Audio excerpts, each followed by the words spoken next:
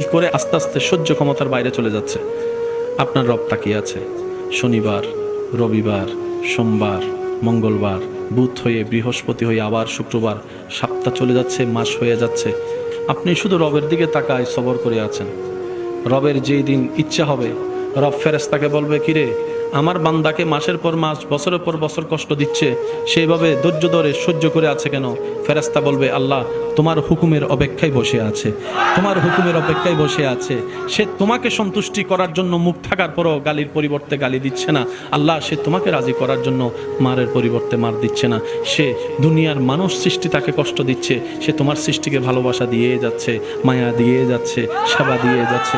রব্বুল আলামিন বলবে, আমার বান্দা আমার হুকুমের অপেক্ষায় বসে আছে, আমার বান্দা আমার সন্তুষ্টির অপেক্ষায় বসে আছে।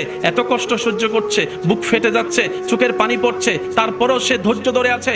ইন্নাল্লাহা মা'আস সাবিরিন।